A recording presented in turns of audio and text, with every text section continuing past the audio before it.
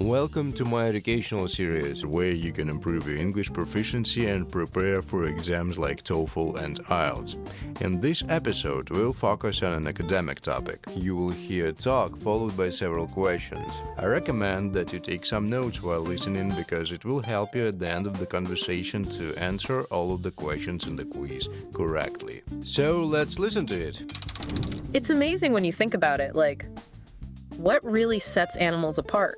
You know, it's their ability to move, right? I mean, a sea anemone might just sort of sway in the current. Right. Pretty much every other animal out there, they're moving to find food, find a mate, Yeah. get to safety. Absolutely. And they do it in just incredible ways. We've got slithering, crawling, Yeah.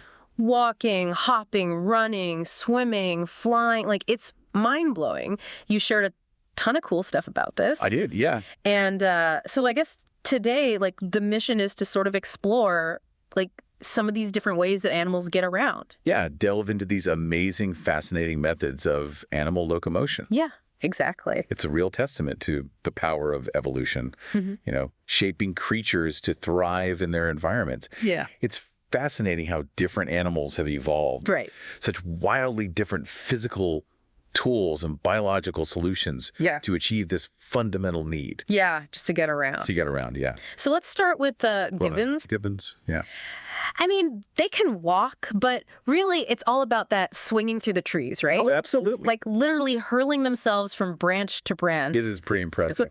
Like astonishing speed. Yes. Agility. And it looks so elegant, too. It does. Their long arms, their flexible shoulder and wrist joints, they're perfectly adapted for brachiation. That's that arm over arm swinging. Oh, okay. And really, their entire anatomy has been sculpted by their arboreal life to allow them to move efficiently through the canopy. That's so cool. It is. Okay, so then there's snakes, right? Everyone pictures that classic, slithering motion. Yeah. But then you've got something like a sidewinder in the desert. Yeah. And they've got this, like, totally different approach. Like, they're looping sideways over the sand. Almost like a rolling spring. Yeah, like rolling springs. So weird. Yeah, that sideways movement, it's a brilliant adaptation to loose sand, because it minimizes contact with the surface, the hot surface. Oh, smart. And provides better traction. Oh, interesting. Yeah, and it really highlights how environmental challenges drive these unique movement solutions to evolve. Yeah. Okay, so let's move to the water. Okay. The octopus, so cool. Yeah. Those flexible arms, exploring the seabed, but when they need to make a quick escape. Oh, yeah. It's all about jet propulsion. Right. Sucking in water and blasting it out. I mean, talk about a rapid getaway. Seriously. And we learned that cuttlefish and squid do the same thing. I do. It's really effective, utilizing a readily available resource like water for rapid, short bursts of speed. Yeah. It's a great way to evade predators. Oh, for sure. Okay. Then there's penguins in the water, I mean. Oh, they're amazing. They're amazing. They're practically flying with their wings underwater. But on land, not so graceful. Not so much. But then there's tobogganing.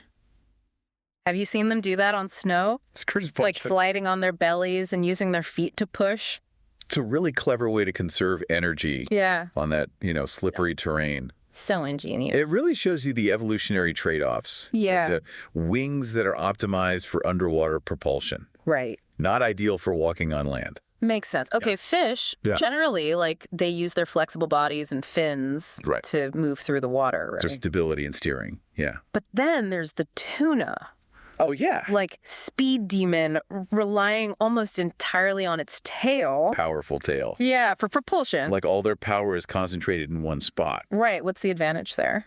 Well, focusing the power in the tail allows for incredible speed and efficiency in the water. Huh. And their streamlined shape, Yeah. it reduces drag. Oh, right. Makes them highly hydrodynamic. Makes sense. Okay, so starfish are fascinating. They are, yeah. You see those curled arms? Yeah. But that's not the whole story, right? No, it's not. They actually move using, get this, hundreds of tiny tube feet. Yeah. Powered by changes in water pressure. Like little miniature suction cups. Is that right? It is. Wow. This hydraulic system gives them incredible control. Allows them to navigate even very uneven surfaces. That's so cool. Okay, so even a snail. Right. They've got this clever way of getting around. Yeah, that rippling muscular foot. Right. And leaving that trail of, like, slimy mucus? Yeah, the slime. What is the deal with the slime? So that mucus, it's not just for sliding. Oh, really? No, it lubricates movement, it protects them from rough surfaces and dehydration, and it even helps them stick to things. Wow. It's like multi-purpose. Yeah, it's pretty impressive. So, and then you've got water striders. Oh, yeah. They seem to defy gravity, right? They do. Like skating on the surface tension of the water. It's like they're walking on elastic film. Right. And they're like brush-tipped feet. They just create these like tiny little dips. Yeah, they're exploiting that surface tension. Right. That elastic-like quality of the water's surface. Yeah. And their specialized feet. Yeah. They distribute their weight just enough so they don't break through. Wow. So on land, the cheetahs. The cheetahs, yeah. I mean, the speed king, right. They're incredible. 60 miles per hour. I mean, incredible back flexion and long strides, like built for pure speed. Yeah. But only in like short bursts. Right, around 40 seconds. Yeah, why such a short duration? Well, that extreme speed comes at a high energetic cost. Oh. And they overheat really quickly. That makes sense. So it's a strategy for short, explosive chases. Yeah, that makes sense. Birds, I mean, they're the masters of the air. They are. Like the barn owl uses powerful wings to fly, right, while other birds soar on air currents. Different strategies for conquering the skies. It's amazing. Yeah. Powered flight, requires a lot of energy. Soaring, it's a more energy efficient way to cover long distances. Right. By utilizing those air currents. Makes sense. Okay, finally, the kangaroo. The kangaroo, yeah. Just bouncing along, using its legs like pogo sticks. Yeah. Right? Yeah, those elastic tendons, they store and release energy. Oh, wow. With each hop.